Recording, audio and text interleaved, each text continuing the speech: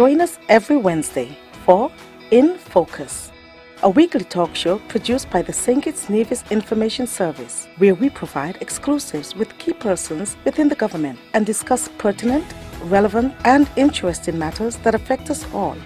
Tune in every Wednesday, live on ZIZ Radio and streamed live on Facebook at SKNIS Media and ZIZ Online. InFocus, your government, your business.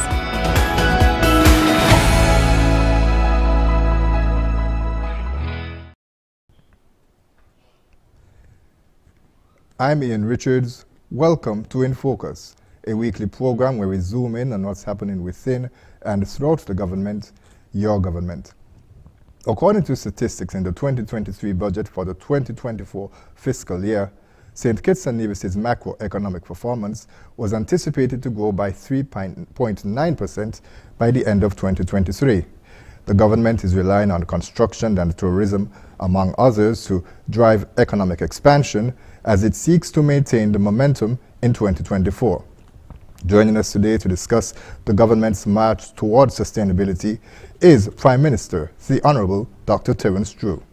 Our discussion will touch on the construction of the Indigo Hotel, the new smart homes being constructed by the National Housing Corporation, and this week's cabinet meeting between the Federal Cabinet and the Cabinet of the Nevis Island Administration. Stay with us as we delve into your government, your business.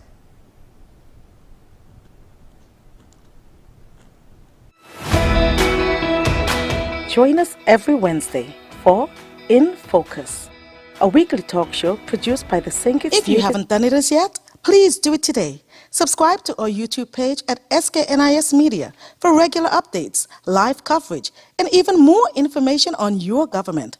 While you're at it, like, share, and interact with our Facebook and Instagram pages at SKNIS Media and SKNIS Info.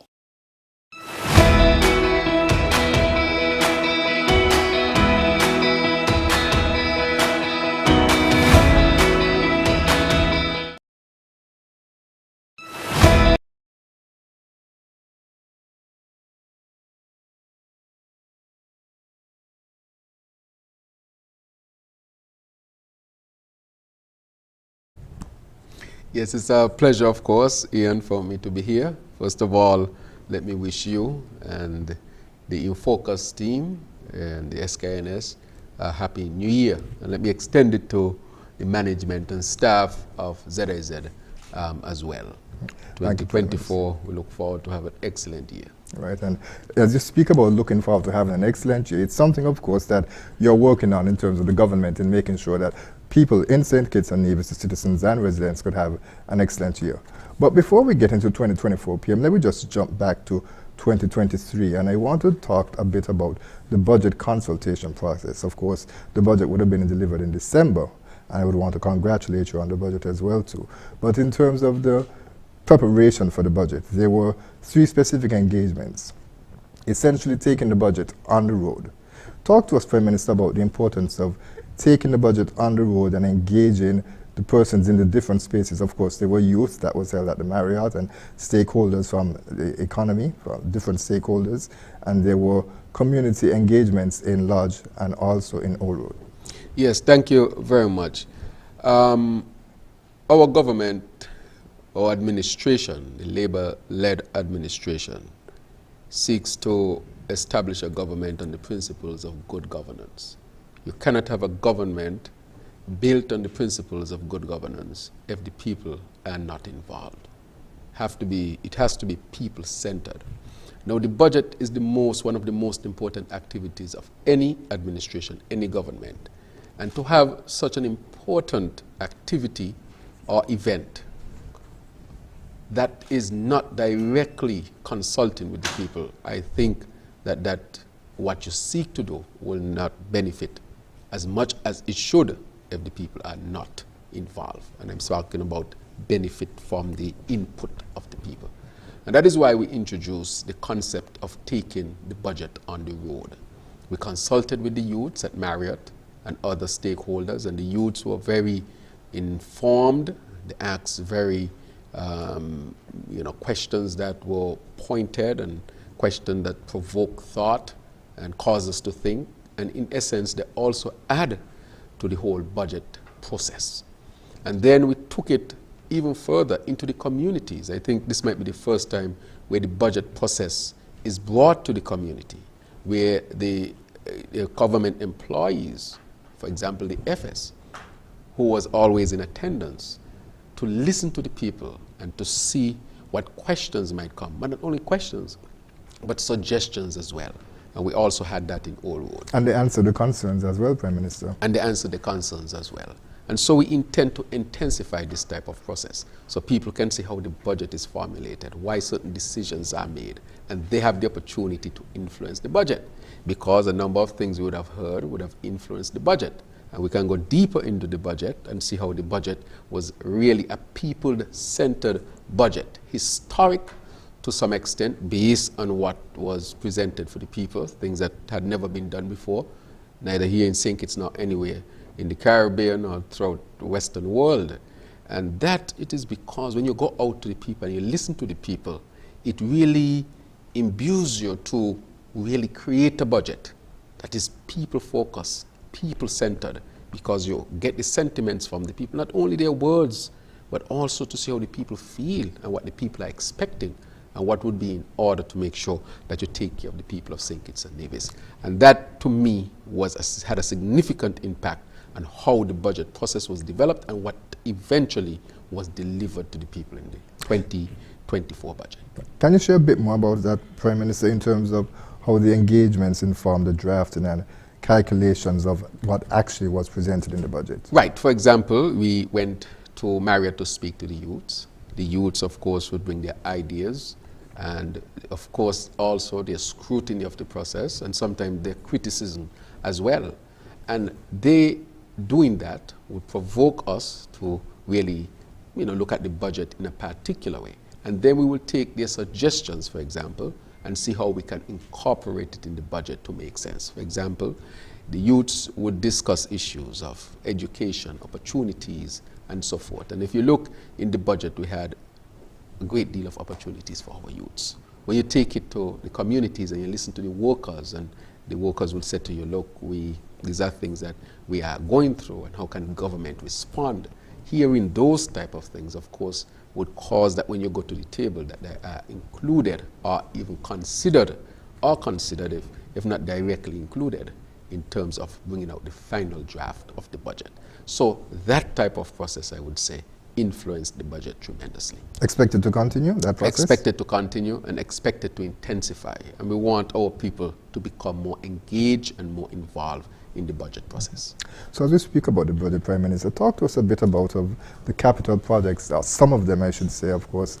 We have mentioned at the top that the government is relying on tourism and construction to help to really stimulate the economy. So tell us a bit about what the government has planned in terms of capital projects for the fiscal year 2024. Right, so I'll get straight into that. Let me clear the air on something, because I think it is important. When we took over the government in 2022, I announced to the people of St. Kitts and Nevis that we had a deficit. I want to make that clear. I want that to be considered a headline, that the Prime Minister, Dr. Drew, announced in 2022 that after looking at what we inherited, that we inherited a deficit in 2022. And the breakdown of a deficit would be? Yes. So the breakdown, the simple thing is you spend out more than you're taking. Okay, sometimes that happens, but when people seem to not remember what I said when I reported to the people, I think that it is clear that I reiterate that fact so that people can once again know that in 2022, I reported to the people as the Minister of Finance that we inherited a deficit budget. Notwithstanding, we of course began the process for 2023, and we are expecting economic growth in 2023 on the pathway to recovery. Now, in 2024, we are expecting to get closer to where we were before the pandemic, and capital projects are a fundamental part of that, and tourism as well. As you can see, we have aggressively gone after expanding our tourism. And I have some numbers that I would like to share, Ian. I have it right here on my phone that I would like to share, because I think it is critical that I share these numbers to show that our strategy actually worked, and really to commend the Honorable Marsha Henderson and her team for doing that significant work.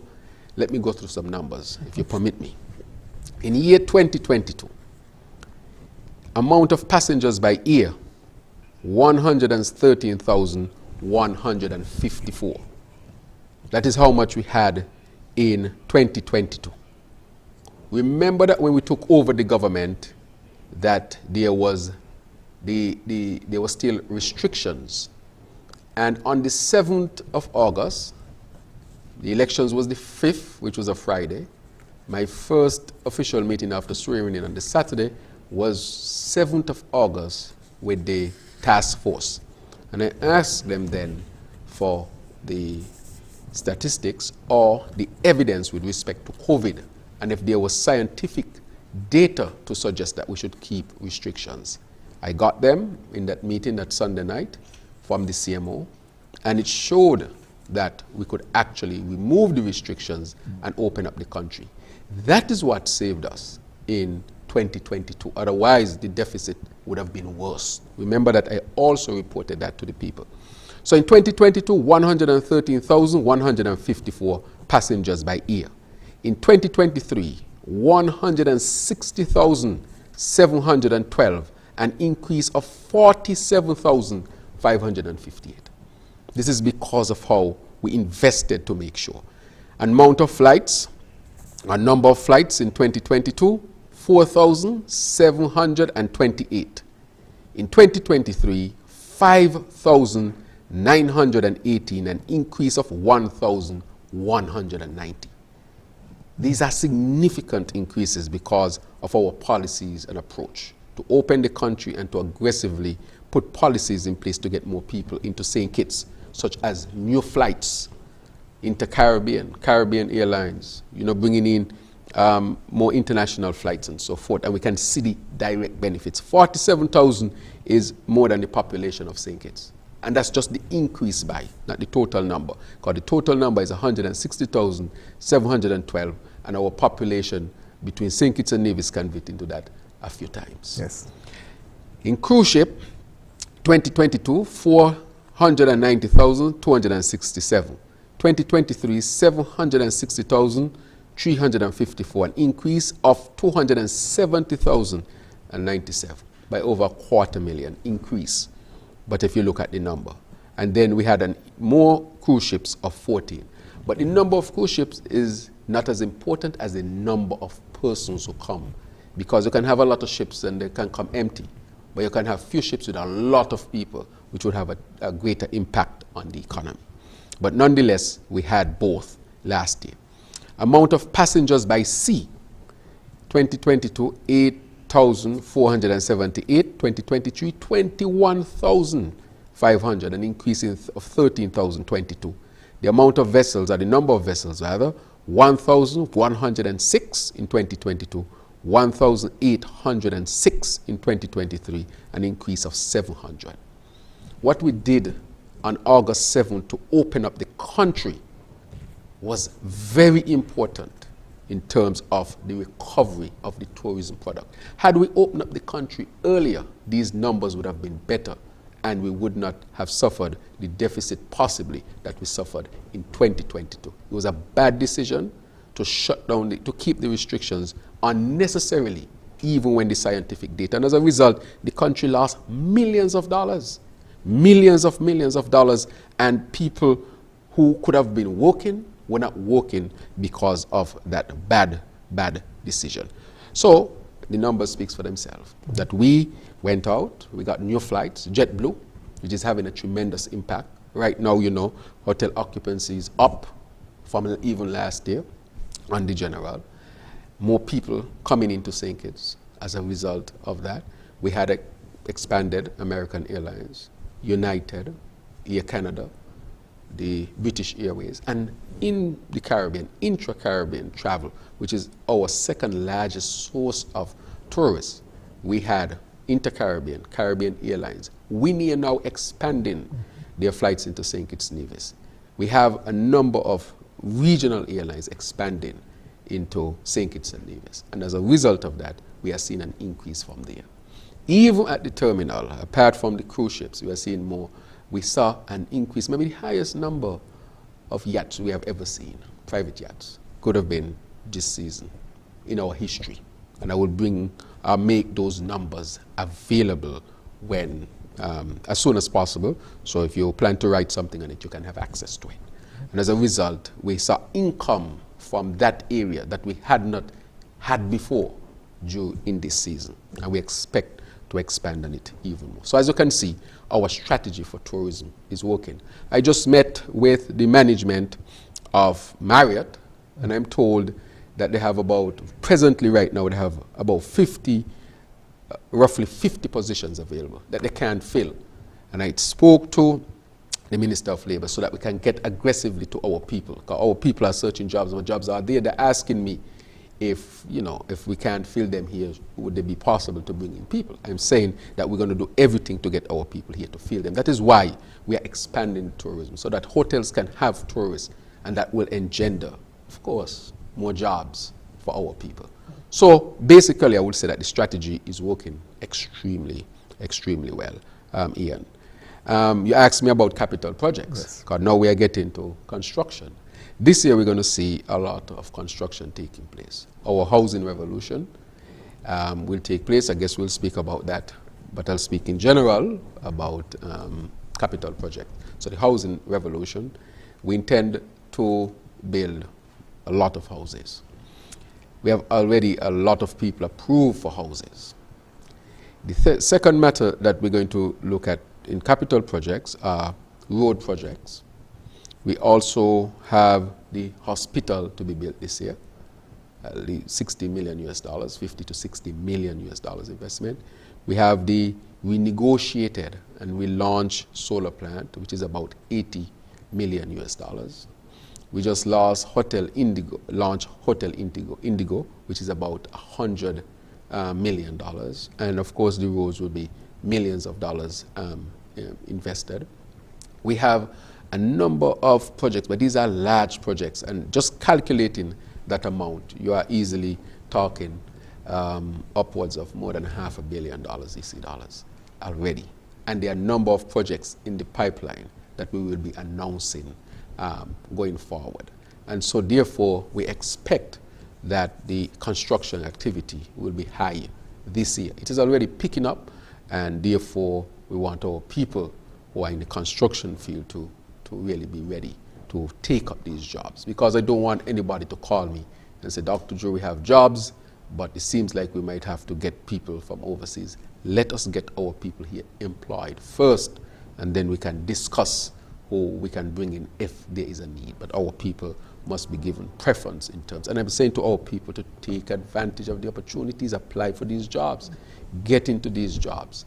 And that is why we want to create the atmosphere and the environment for that. So that alone, talking about those projects I just outlined, if you add them up, you will see how much money is going to be directly injected into the economy. And we have another few projects, large projects we are going to launch this year. Right. So this is the year where projects will be launched. Now, over the last year, we were in the planning phase because these large projects take time. Anybody who knows about construction, building, and so forth, know that these takes time to put plans together, to get approvals.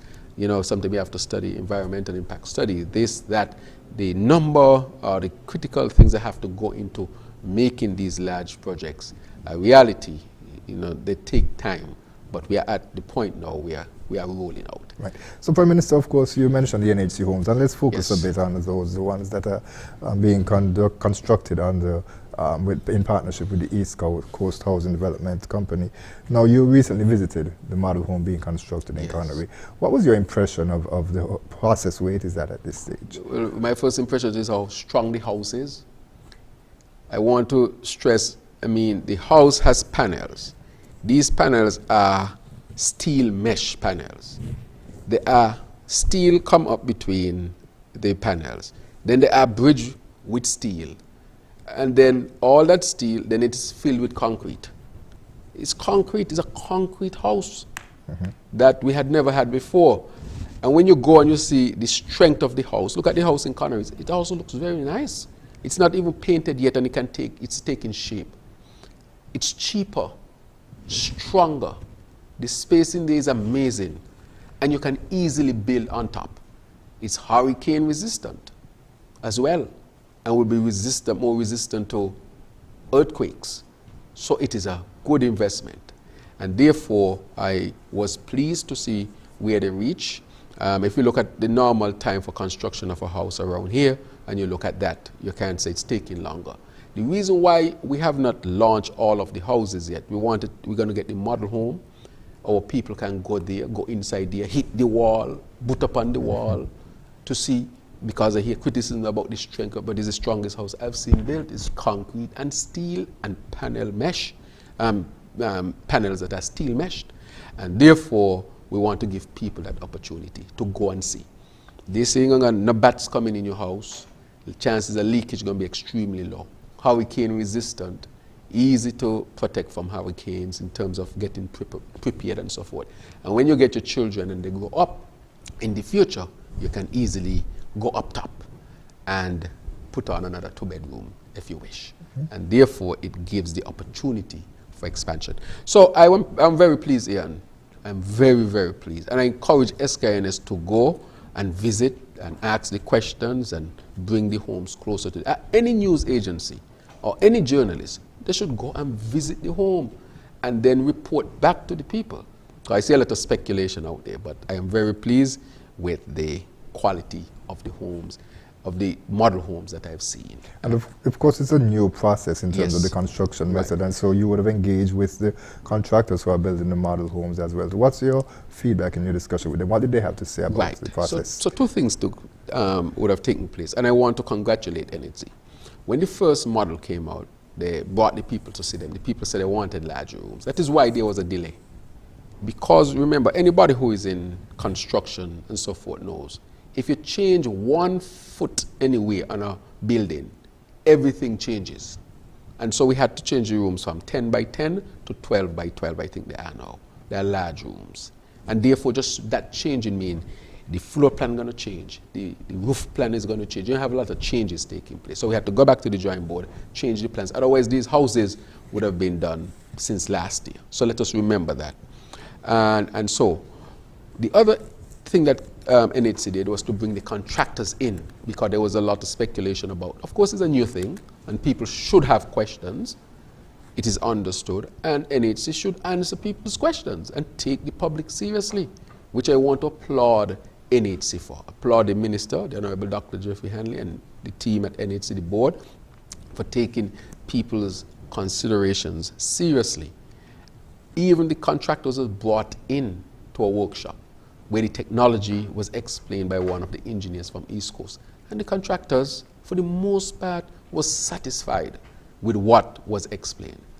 But even if you're not a contractor and you want to know, just go and visit the home when the chance comes, and then you would have first-hand opportunity to really determine the quality of the home. So I encourage people to do it, and the time is approaching when that would be. But I'm pleased with what I've seen thus far. But it's also important to point out, Prime Minister, the fact that while this is just one option in the housing solution, there are others that would be catering to lower income families and also middle income families. And higher income families. For example, let me tell you what was done. So the government, the National Bank, for example, and other financial institutions. This environment is, I think, the environment where we have the lowest interest rate or mortgage interest rate. If you compare to previous years, this is a year where the interest rate is low. And therefore, more people are qualifying, and they can qualify for larger homes. So this is just one. Because what we're looking at is what housing solutions we can bring. It doesn't mean that the government has to build your home or NHC has to build your home. What if we create the environment where we bring interest rates low, make capital available, and based on your financial standing, you can approach a financial institution, get a mortgage, and build your home. That's part of the solutions that we have brought. But if you look at the home, let's look at National Bank as one example, and look at the home plan. They have one for graduates. They have one for new home owners. They have one where you can get, borrow some money to repair your home and so forth. And in all of that, guess what we have done this year? We have reduced VAT on building materials, so that brings the cost of the house down even more. So you have a mortgage that is fairly low interest available, and the cost of construction has come down. That is the best recipe in order to prompt people. This is a year to build your home. Low interest rate, VAT off of many of the building materials, are lower than many of the building materials, lower cost for both materials and the loan. Those two things put people in a better position to get a mortgage and the home that they so desire. So I want to encourage you all people to take advantage of this environment at this particular time. Prime Minister, let's move now to a situation that has also been near and dear to your heart, and that would be the water challenges that we're experiencing. Of course, we would have known that it is as a result of climate change. That is one of the reasons why there's water scarcity around the island. Less rain is falling, there's not enough of it to go around. And so, of course, the government would have been trying to address the situation, particularly in Kayan, which is an area that you represent, would have engaged the bead company in terms of drilling well, and they did find water there. Give us an update, Prime Minister, on where we're at with that at this stage. Right. Thank you very much, Ian, for that question. I think this is the second time I do it, but that is a very important question. As you know, the water situation had been attacking Kayan for decades. There had been, plausible attempts made. Speaking to the past representative, the Honorable Cedric Liebert, he told me about attempts he made to resolve the matter. However, the issue continued. The previous Labour administration, of course, brought in BEAD, and BEAD had started its work, had found water. But when the government changed, or the administration changed in 2015, BEAD was put down. And we know what happened there.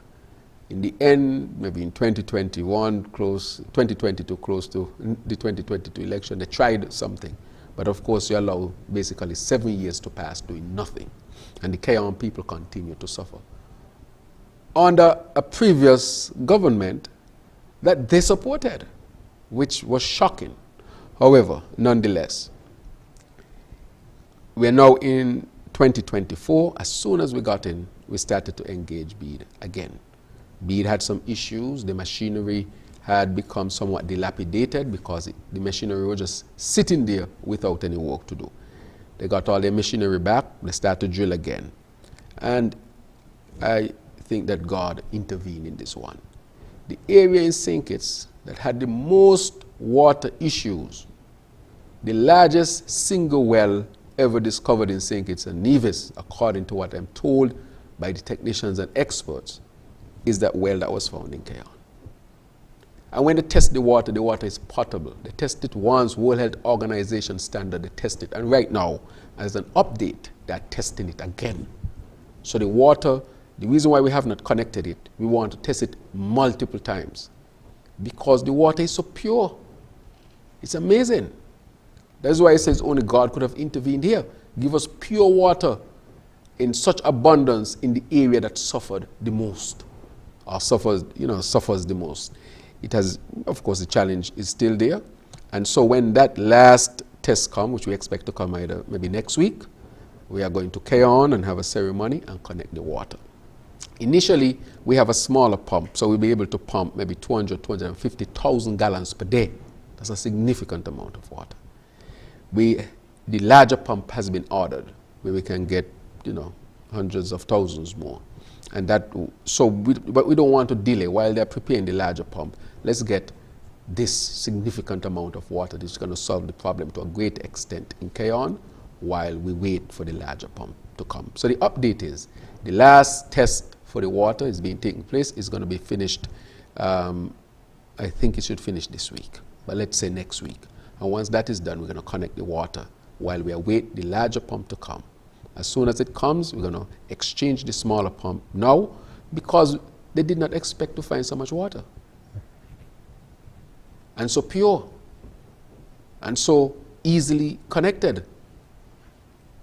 And that is why I keep saying that God had to be involved directly with this. Too many things lined up perfectly. And I think the Kayan people should be thankful. and it's going to be resolved. The government also, Prime Minister, is going to continue drilling around the island to see where other pockets of water can be discovered. But also there is a plan in terms of desalination, and there is a plan that the government has outlined where there will be 2 plants constructed. One that's going to be supported by the UAE, but the government also is investing in a much smaller plant. Tell us a bit about any updates there.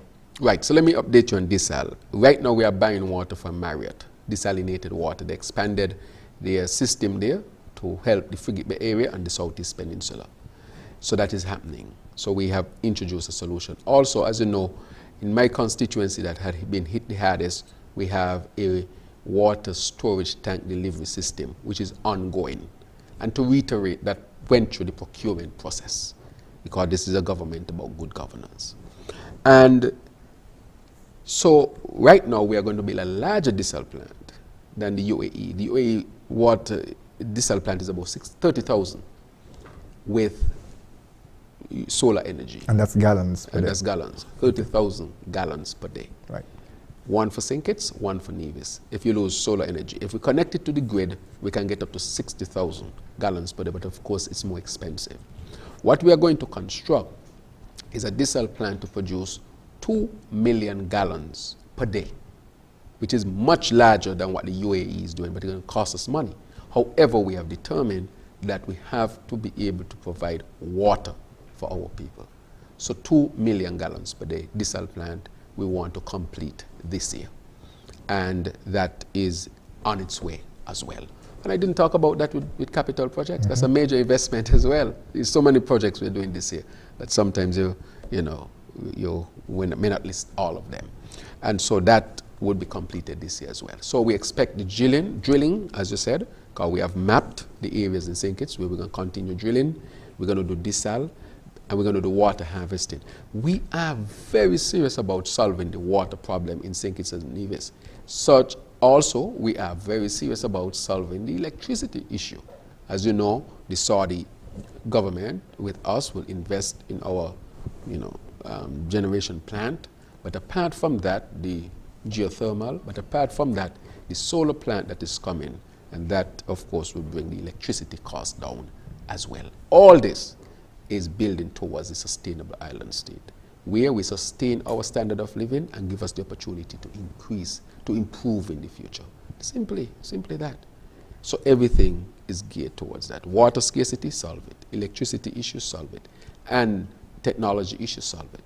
Because we believe energy, water, and food is the nexus that can get us to the next stage. But if you have energy, water, food is created. We are on our way with the 25 by 25 plan.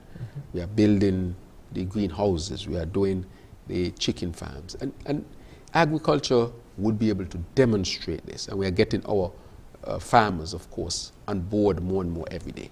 Discussions are continuing. Of course, there would always be some discrepancies and things to thrash out. But our ethos, when it comes to this, is to continuously engage the farmers and the stakeholders so that we can get a better agricultural product. But we are working very fast and quickly towards our 25 by 25. So this is a plan of a sustainable island state, which means sustain our standard of living and improve upon it for our future generation as well. And of course, water is critical for farmers. Right. Yes, of course, and manufacturing. And so and we'll be happy to know that we actually will be having officials from agriculture department on next week. Excellent. So they'll be able to share some the 25 by 25 plan. Right, yes. Good. So Prime Minister, we want to talk now about another capital project would be the construction of Hotel Indigo. And of course, that's a private project. But what we're going to do, we're going to take a quick break. Yes. And then we'll have more discussions on that. Okay. We'll be right back with more In Focus.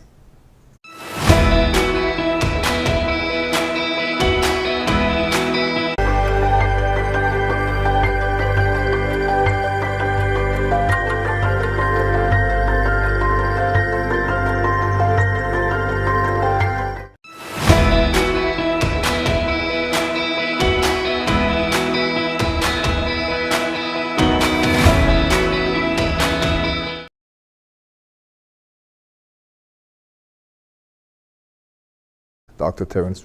Prime Minister, you participate in the groundbreaking for Hotel Indigo a few weeks ago. It's the first major foreign direct investment project that we've seen in about 10 years, according to some of the statistics that were presented for us. Talk to us a bit about Hotel Indigo and what it means for development here in St. Kitts and Nevis, and of course, sustainable development.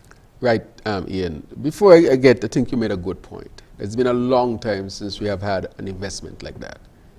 A long time, a decade, as you said. I'm trying to, really pick my brain and see when we had another hotel, when was the last hotel built, and so forth.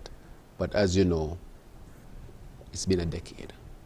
And so once this administration got back in, the Labour administration, we started to engage stakeholders with respect to these.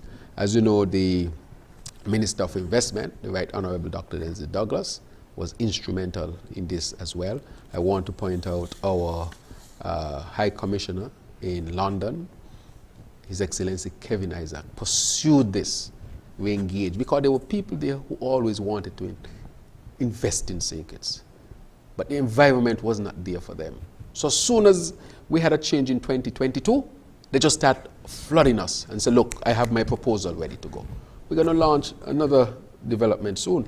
I don't talk about things until they reach the point of no return, so that my words can be trusted. So if I tell you there's a hospital, it's because it is advanced. If I told you, we did not even mention Hotel Indigo, because I said it would not be, we did not want to mention it until it reached the point of no return. And we have a number of them, so you'll see me mention another one in a few weeks, and another one, as we go along. And as they came forward, Hotel Indigo, and I want to thank Al Baptine and his group, Osama and his group, and they're teaming up, of course, with IHG to bring this brand to St. Kitts and Nevis, which is a boutique, high-end type of hotel. This will be done in lots of jobs during construction and jobs during operation. And so this will have a very positive impact. Again, I'm saying to our people, we want you to take advantage of the opportunities. Right now in St. Kitts, we have created the environment where we are very attractive to other Caribbean countries. People just want to come here to work because of the environment that we have created. But we are saying, while we welcome other people, we also want our people to take advantage of the opportunities that are being provided. So Hotel Indigo, we really looking forward for that project to move forward, to create jobs, help the economy, and good permanent jobs as well. And it would be in keeping with our development of our sustainable island state. It will take into account the environment and so forth, and build in such a way, environmentally friendly. I have another project I want to mention, not yet, in terms of renewable energy, which is a new technology which will be introduced for the first time in the Caribbean, and maybe the Western Hemisphere, and that will be launched in a short time. It is the point of no return, because the equipment is here, it is being set up, and I intend to speak about it. It's going to be real technologically advanced, the next step in solar energy storage, the next step, not the lithium storage method, the next step, which I'll speak about in about a month's time. Mm-hmm. So the government is building on moving forward because, of course, as this is with a private partnership. Right, okay. So the clanche, the agreement, of course, is there. We're just saying that the government is going even further, yes, and taking the next step. Yes, we want to now introduce, because we're innovative government, and we're going to introduce things that are going to be brand new for St. Kitts and Nevis and brand new for the Caribbean, and some of them are going to be brand new for the Western Hemisphere. We have an excellent team in the government. Everybody is enthusiastic and working hard. The success of the government, when judged, is because of a hard-working team that is determined to be together, to work together for the betterment of St. Kitts and Nevis. Prime Minister, you just mentioned, of course, His Excellency Kevin Isaac, and also the Right Honourable Dr. Denzel Douglas, who is the Minister responsible for investments. And You just also mentioned that there's another private partnership that is coming. Talk to us a bit about the government's vision for foreign direct investment and how it can be used to develop here in St. Kitts and Nevis, develop the country overall. Well, any country that seeks to develop in this modern world has to have foreign direct investments. I think you go to the United States, even those countries that are considered most developed, they still seek to get investments in. Foreign direct investments, we are going to chart a course because that is going to be part of our strategy to ensure that our economy gets stronger and better. It is a fundamental part, Ian, to answer your question. And so we are going to be pursuing these foreign direct investment. They result in more jobs, more money in circulations, more opportunities for our people. It creates, you can use that to create new sectors or to advance sectors, such as Indigo is to advance the tourism sector. The renewable energy project I'm speaking about is to advance our energy sector.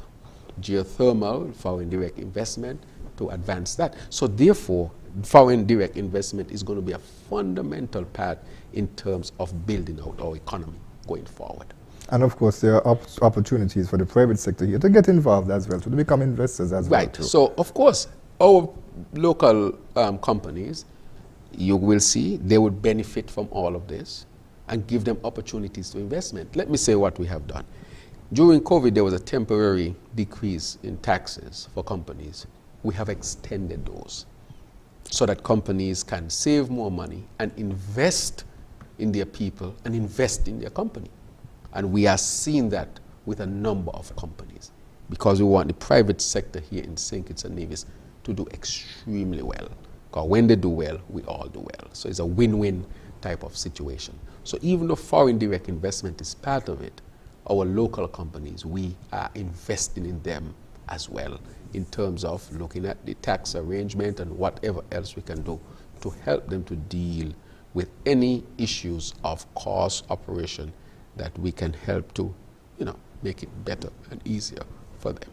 Any incentives for them to invest in either energy efficiency equipment or solar panels, etc.? Yeah, those are already basically duty free already. Mm-hmm. So they have an opportunity to invest in those. And that will be further in the Sustainable Islands vision. Right. Correct. Okay. So, Prime Minister, let's talk now a bit about, as we speak about investments, the investment, or should I say the efforts of the government to get the persons more financially literate and to be more aware of the value of investment.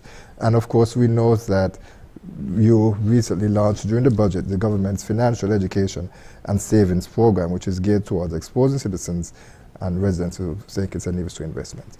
We also see that the CBI dividend, that is a part of a benefit from an investment. Yes. That the government has been made by persons here in St. Kitts and Nevis. So talk to us, Prime Minister, about the importance of having persons rely more so, or should I say, be less reliant on earning a salary and being able to earn revenue from investments which would contribute overall to their development and their purchasing power. Right, that is a very good point. For a very long time, Ian, we have been thinking, we have been taught, go to school, get a good education, get a good job. Go to school, get a good education, get a good job. There's something missing from that. And the part that is missing is the financial literacy part. A job alone cannot really get you to where you want to get. We know that. That is why entrepreneurs go into business, and those who understand business and the financial climate are those who benefit most. What we are seeking to do, Ian, with the program that you speak about, is that we are going to start a robust financial education system here in St. Kitts and Nevis. Our people, I am going to predict, will be the most educated when it comes to financial education in the Western Hemisphere on average. That is how serious we are taking it. That is why we decided that we are going to go to the schools. Children between 5 and 18 will get a deposit, an account of $1,000. $500 we want to buy shares, so that those shares over their lifetime can be, of course, adding and adding and adding to have a healthy account. And we want them to keep those even into their adulthood and find other opportunities for investments. because we cannot just rely on income alone from a job. Passive income, as people call it, sometimes can be even more than what you get from your job. And eventually these people might work out, well, maybe an 8 to 4 job is not for me. I have now gone beyond that, where I'm doing investments and looking at other financial opportunities that are there. That is what is going to break any cycle of poverty in St. Kitts and Nevis. And so let's say a woman, a single mother, for example, is a cleaner. Her child is also going to get an account and the financial education so that that child can advance, and that mother who is the cleaner can even learn, so that we don't just become spenders, but we understand how to invest and how to build wealth. That is what we have to teach our people here. We cannot just teach our people, go to school, get a good education, good job. That's not going to cut it in today's world. Our people have to be innovative, hard working, but smart working as well. Smart working as well. But they have to have the tools, which include a good education, a good financial education. If you go down and you say, what is a share? People don't know what is a share. Only some people have shares here and there, and everybody in St. Kitts, I believe, should have a share somewhere. What is dividend? I am talking about CBI dividend to bring the concept to people. A dividend does not have to be the same every year. It can go up, it can come down. You may not get it depending on how the company does. So based on how the CBI does, it will determine the dividend. That's part of the education. That's part of the education. So when I said dividend, they understand it has to do with what a dividend is and how it can vary from year to year, from period to period. That's part of the education. Where can I buy these shares? How can I establish my financial architecture? How can I get into the stock market? How can I set up a budget that works for me so that I don't get into financial difficulties? Our people are not getting that type of education, and it's available. And we are going to start changing the climate, the atmosphere, and the culture, Ian. And we hope that in a few years, as people become more educated, we will see the shifting of the culture of our people. It's critical. Otherwise, if we don't do that, Ian, it's going to be challenging for our people to escape cycles of poverty and to really grow wealth to allow them to live the life that they dream of. The government alone cannot provide that. Any government who promise that they can give all of that is a government, or any political party is a political party that will be lying to the people. What I would say to the people is that this administration is going to give you the tools and ask you to apply yourself in order for you to achieve what you envisage to achieve. So we want to make the environment right, make available the education, give you the tools necessary, but you have to apply yourself. There's no other way to do it. The Bible says it right, by your sweat of your brow you shall eat bread. That is going to always be like that. But we're not only going to work hard, we're going to work smart, because we're going to get the education necessary. We are going to make it available. The strategy also, Prime Minister, it extends to not just in terms of education, as you mentioned, between persons from 5 to 18, but it also is included in terms of financial management, money management, yes, in terms of persons who are beneficiaries of the poverty alleviation program. Yes. We will see persons who are on Elevate that they are going through the training in terms of how to be able to manage money, how to be able to set up a business. Yes. And I will tell you, we had persons from SBDC here last year on InFocus, and they indicated that they would have tried to form a relationship with what was then the Alternative Lifestyle Pathways program, which persons would call the PEACE program. There, of course, entrepreneurship was a component of that program, but they never even had any opportunity to engage with persons who were part of that program, which fundamentally, as they expressed, was very challenging for them, because how do you expect to empower persons, to uplift persons, and not give them the necessary skills, the necessary equipment, the necessary education, where they can, if they start a business, make it successful? Yes, it's like, Ian, you're giving me the keys for a vehicle and I can't drive. 6 shift. 6 shift. If I try to drive, it's an accident, I'm going to get in, make it worse than not being able to drive at all. In this, not having a vehicle at all, rather. So what we want to do with the Elevate program, we have put modules together where we brought in professionals. We went deep to create this new Elevate program, they would have access to financial education. Among other things, for lifestyle changes and so forth, financial education will be part of it. So that just like anybody else in the population who would have access, they too can become a mainstream part of our society and not be seen as outside, but given the opportunity to fully integrate. But they have to want the opportunity as well, and the opportunity to grow wealth. And whatever resource you get, how do I use it best to benefit me, my family, and my community? Leave the life of crime behind. Makes no sense. See how you can build a financial future, a respectable financial future. That is what we want to do, and that is why we brought that to Elevate. We're going to bring it to all areas in our society, and that is why the next generation of children will not be, that generation will not be like us. They will be educated and ready to deal with the financial realities of the globe, not just St. Kitts and Nevis or the region, but they will be international, I would call universal citizens who can respond and function in almost any climate. And we are giving them the tools and the education. That is why we give all of them a laptop in high school. We give the children iPad. You have to start young. If you don't have access to technology, you're not even starting a discussion. That is why we brought back that program. It was sad that the program was stopped. During the COVID, when people couldn't go to school, they realized how important that program was. And so we have reintroduced the program, and we have expanded it, and we have bettered it, because on all the laptops now, you have all your books and exercises. So if your mother, let's say you have a single mother, and she has 3 children, and you know, she probably didn't have the opportunity to go to school and get some big education because she had some difficulties. She can sit with a child and say, you go on your computer and you do the work there. And it has tutorials and so forth and so forth, and she can, if you're right, you get a correct, if you're wrong, you get an X. So she could say, well, that's right and that's wrong. So she can engage with the children. So we made sure that we learned from the previous program. So now our children have access to that.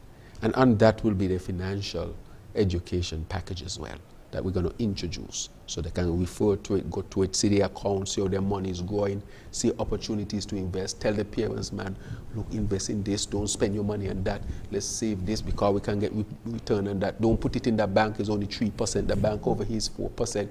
You know, put it in a fixed deposit. You know, those kind of conversations you want to be had inside the family environment. That's the only way we can do it. And that is why we say we have to give our people the tools and our children a start. But just to clear something, each time the child, every year children become 5, so they'll be introduced to the program. So we'll do a blanket program this year. So next year, those, as soon as you come to primary school, you're going to get your vaccination, your school orientation, and your account. That will be part and parcel of what you get as you enter primary school. And that is going to be with you. And we hope you're going to have that throughout your life as you build your... By the time we started, we expect by the time you reach to high school, you will be very sound in understanding the financial world. And by then you'll be making bigger decisions. Better decisions than we made because you would have had education that we did not have. All right. Okay. Prime Minister, as you speak about decisions, let's talk a bit now about the decisions that was made by the federal cabinet to go and engage with persons across the seas in terms of Nevis, or sisters and brothers over there. We had the meeting, as we established earlier, between the federal cabinet and the cabinet in the Nevis Island administration. That was on Monday. How did that go? Well, I would say that it went extremely well. This was done previously that I know of. It could have probably been done in the 80s with NRP and PAM. It was done definitely under Dr. Douglas and Joseph Parry. And I hear people out there saying that it was only done under the last administration. So I wanted to clear the air on that. This has happened in the past. However, this year we see that the Nevis Island administration, they're not part of the members are not part of that party and not part of the federal government. Right. I think that is what makes such a big difference as well. So, as you know, NRP was with PAM and NRP was with Labour. CCM is not with Labour. But we had to find the space for the NIA and the federal government to sit down. And NIA, of course, is led by the CCA party. Exactly. Right. So that is what is so unique about this one as well. The discussions went extremely well. We talk about the sustainable island state and constitutional reform, which we are seeking to put in place now.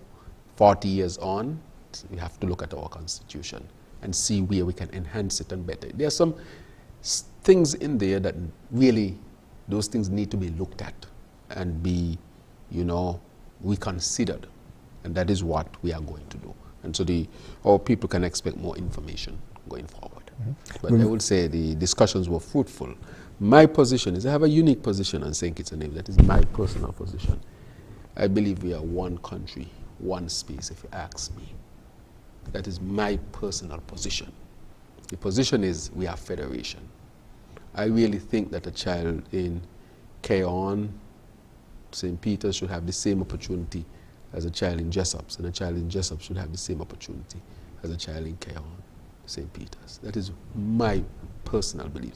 And that is why I'm pursuing this so much. And I don't want it to be based on whether or not the parties get along or not. I want us to be able to be put in place that whichever parties are there, that they are forced to work together for the betterment of the people of St. Kitts and Nevis. And so we're going to seek to see what we can put in place that nobody can touch, that will force whoever gets into high office to really work together so that we can really bring St. Kitts and Nevis closer. The Premier now has spoken to that. We have spoken to that. We have found common ground to work, such as geothermal and so forth and other things. But I also think we can enhance that and put things in place, in stone, in terms of you have to work together. So that will be part of what will be pursued as well. Mm-hmm. So that sounds like we expect to see much more of that. And as you mentioned, formalizing the structure, so that is something that has to be considered. Correct.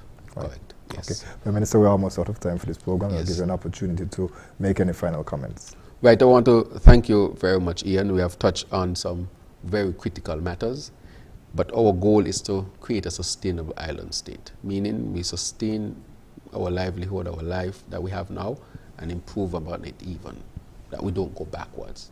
Of course, we have to take into account our present situation, the issue of climate, the international financial situation, and so forth. And so we are building towards that. We have started.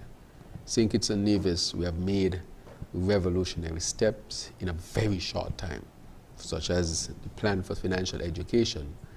In our budget, we have also made sure that we are making provision for pension for GAE workers, those past and those present, to bring justice to the whole situation. We have given a minimum wage increase. It's been a decade since our people had a minimum wage increase, and we have done that. We have also made provisions to increase the minimum payment for Social Security. We have gone up to $350, and then for non-contributory. And those who don't contribute, we have gone up almost another $100, close to $500 at the minimum end. So already those persons who are retired are benefiting. I spoke to someone this morning and they said, Dr. Joe, I'm getting my extra almost $100, and it's making a difference. So that is why we wanted to also take care of our retired population as well. And we have increased civil servants' pay. I want to reiterate this, and probably SKNIS can put something out. The 8%, 3% of it is to contribute towards the pension fund.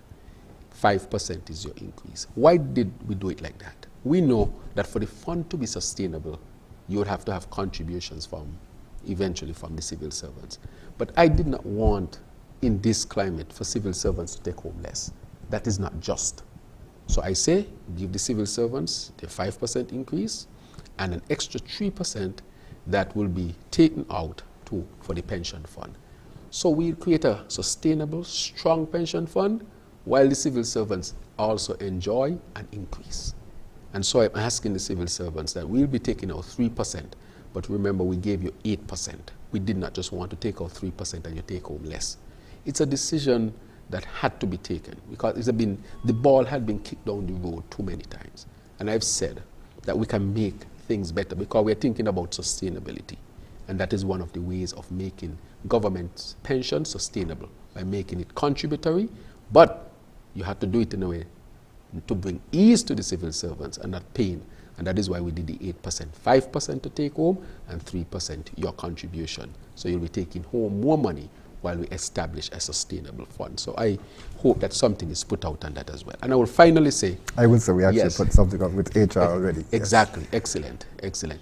And I will actually finally say that with all those things that we did in the budget, it was a revolutionary budget that was respected, that I will say drew the attention rather of the region, of different countries, how we were able to do this in St. Kitts and Nevis. And I want to say again, it is because we also have a team that is working so united and so together to make sure that we bring the best possible solutions and opportunities for our people. So I'll say lastly, to our people, I encourage us to work hard, but also let us work smart. Let us create a sustainable island state, meaning a state where we maintain what we have and we can grow on it. It has a lot of details to it, but think of it in really establishing a better standard and condition of living. I thank you for your support thus far, and we'll continue to work on your behalf as we create a sustainable island state for people in Nevis and in St. Kitts. Thank you very much. Prime Minister, and thank you for being with us here on InFocus. We certainly look forward to the next engagement that we have, and you'll be able to update some more of the information that you held back strategically, but we want to hear more about that. I'll come again, Ian. Right. And as we break ground on the other ones, I'll release them accordingly. Absolutely. Okay. As I always tell persons, this is the only official radio and television program of the government of St. Kitts and Nevis. Correct. Thank you. So thank you, viewers and listeners, for joining us for this edition of InFocus. We're so glad that you will join us, and we pray that you will be with us next week at the same place, at the same time, for another edition. I'm Ian Richards. Join us every Wednesday for InFocus, a weekly talk show produced by the St. Kitts Nevis Information Service, where we provide exclusives with key persons within the government and discuss pertinent, relevant and interesting matters that affect us all. Tune in every Wednesday, live on ZIZ Radio and streamed live on Facebook at SKNIS Media and ZIZ Online. InFocus, your government, your business.